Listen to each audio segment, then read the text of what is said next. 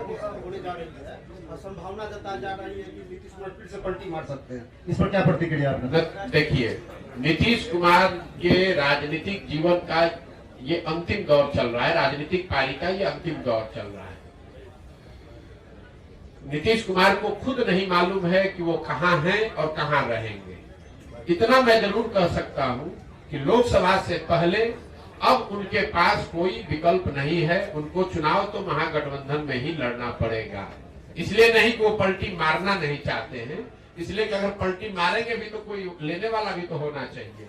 अब आज के तारीख में उनको कोई लेने वाला भी नहीं बचा है। नीतीश कुमार राजनेता के तौर पर और जदयू दल के तौर पर अब बहुत बड़ा बोझ हो गया है। जो उसको उठाने का कोशिश करेगा वो भी उस बोझ के तहत नीचे दब के मर जाएगा। जहां तक आपने कहा राष्ट्रीय कार्यकारिणी की बात, तो नीतीश कुमार का अपना तरीका है, वो ताश के पत्तों के तरह नेताओं को अपने पार्टी में ऊपर नीचे करते रहते हैं। और यही वजह है कि 18 साल से मुख्यमंत्री रहने के बावजूद उन्होंने अपनी पार्टी में कभी कोई एस्टेब्लिश्ड ऑर्गेनाइजेशन या कोई सेकेंड लाइन लीडरशिप बनाया ही नहीं। किसी को लाते हैं, उससे काम निकाला। मान लीजिए 14 में हम पर उन्होंने दाव लगाया, हमको लेकर आए, घोषणा कर दिया कि यही हमारे उत्तराधिकारी हैं, यही आगे रहेंगे। 14 में चुनाव जीत गए, उसके बाद सोचते अच्छा प्रशांत किशोर कहीं बड़ा ना हो जाए तो इसको हटा के अब दूसरे को बढ़ाओ। इस चीज का मलाल है सर आपको? बिल्कुल मलाल नहीं है, आप हमको नहीं जानते हैं। हम जीवन में वो लोग नहीं हैं जो किसी निर्णय पर मलाल करें।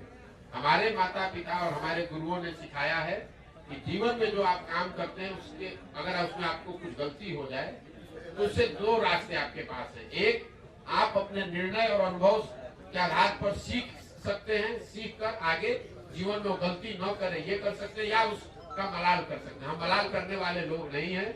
एक बार नीतीश कुमार ने अगर धोखा किया, उसके बाद नीतीश कुमार चाहे 20 बार हमारे पास आ गए, कितनी बार बात कर ली, कितने संदेश भेजवा दिए, हमने कह दिया कि अब फिर सियार सर्कुल के नीचे नहीं जाएंगे। हमको चाहे 1 बरस लगे कि 10 बरस लगे, अब नीतीश कुमार के साथ जाने का कोई सवाल नहीं है। नीतीश कुमार जब महागठबंधन बनाए, इस बार आपको पता चला जब बनाए तब हमको आकर मार्च में 6 महीना पहले आकर सबसे पहले हम ही से सलाह किया कि भाई अब महागठबंधन बनाना चाहते हैं, आप इधर आ जाइए, आप तो भाजपा के खिलाफ हमारी मदद करना चाहते थे।